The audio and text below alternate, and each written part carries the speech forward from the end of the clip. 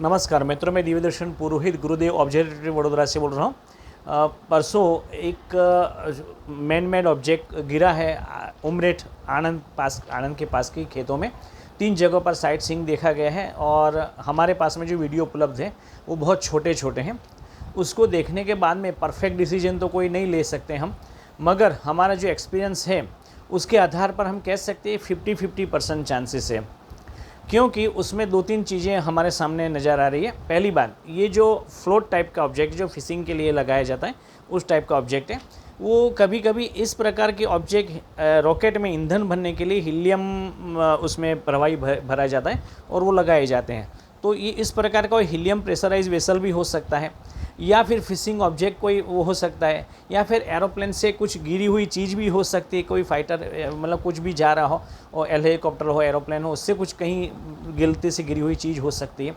उसमें हमें space debris के 50-50 चांस इसीलिए नज़र आ रहे हैं कि पहली बात, स्पेस डेब्रिस अगर गिरती है तो कहीं ना कहीं वो जलना चाहिए, मगर जितना मेरे पास में वीडियो और फोटोग्राफ्स उपलब्ध है उसमें कहीं भी जलने का कोई दिख नहीं रहा है।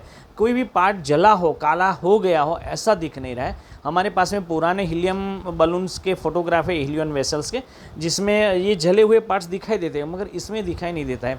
दूसरी बात कि लोगों ने एक किसान की मैंने बात सुनी है, उसने आवाज़ सुनी धमाका, मगर वो किसी ने साइड में देखा है, ऐसा कहीं से भी किसी को मालूम नहीं। हमें कुछ भी इन्फॉर्मेशन नहीं मिली है कि आसमान से कुछ गिरती हुई, जैसे महाराष्ट्र में नागपुर में द्वारिका से लेकर के सब लोगों ने देखी, क्योंकि जितनी दूर से वो आती है, जहाँ से उसका री एंट्री पॉइंट होता है, वहाँ से करीबन 300, 400, 500 किलोमीटर तक वो गिरती हुई आती है। स्ट्रेट नहीं गिरती, मगर वो इंक्लिनेशन पर गिरती हुई आती है। तो कहीं ना कहीं किसी ने देखी होनी चाहिए, मगर स्पेस डेब्रिस जलती हुई आ रही है ऐसा किसी ने देखा, ऐसा अभी तक तो हमारे पास में कोई इन्फॉर्मेशन नहीं आई है।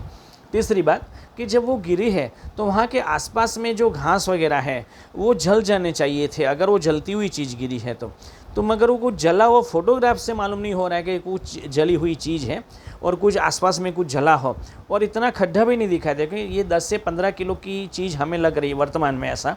तो ये इतना ऊपर से आता है जब वेसल या कोई भी चीज़ मैन मेड चीज़ टकराती है धरती से, तो छोटा सा खड्डा भी पड़ना चाहिए था, मगर ये खड्डा गिरा हुआ कुछ हमें आसार उसके नज़र नहीं आ रहे हैं। और एक अलग और बात कि इसको कैसे जांच की जा सकती है, उसका मेल्टिंग पॉइंट देखना चाहिए। 2-3 चीज़ें देखनी चाहिए। एक तो इसके ऊपर कुछ लिखा हुआ है, हीलियम प्रेशराइज वेसल लिखा हुआ है, या किसी से कनेक्शन या किसी देश का कोई लोगो या कुछ भी लिखा हुआ है।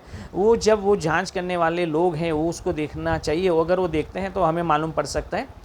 दूसरी बात ये कि ये उसका मेल्टिंग पॉइंट जानना चाहिए, क्योंकि मेल्टिंग पॉइंट 600 डिग्री से भी अगर कम मिलता है तो वो स्पेस डेब्रिस नहीं है। मेल्टिंग पॉइंट अगर ज़्यादा है तभी वो स्पेस में से आने के समय वो इतनी नहीं तो जल जाती है आसमान में पूरी की पूरी, मगर उसका मेल्टिंग पॉइंट देखना चाहिए, उसका मटेरियल क्या है वो देखना चाहिए।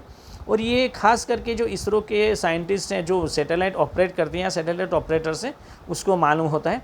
हमने ये प्रयास किया कि जितने भी हमारे पास में बहुत छोटे 11 सेकंड के 20 सेकंड के वीडियो हमें प्राप्त हुए हैं, वो भी केवल वेसल के, उसको पूरा घुमाया भी नहीं गया है, नहीं तो हमको मालूम पड़ सकता था, मगर हमने साइड देखी नहीं, घुमाया भी नहीं, देखा स्थिर है। तो उन चीज़ों को देखते हुए ऐसा हमें लगता है कि इन फ़ोटो को हमें भेजना चाहिए, तो हम नासा को कल भेज रहे हैं और कल मतलब 24 से 48 घंटे में हमें आशा है कि हमें आंसर मिल जाएगा कि क्या चीज़ है। ऑथेंटिसिटी के साथ में आंसर मिल जाएगा, क्योंकि ना कि हमने गुरुदेव वेधशाला ने वो साइट देखी है, ना उस चीज़ का मुआयना किया है, ना उसको हम स्पर्श किया है, ना उसको देखा है कंप्लीट तरीके से।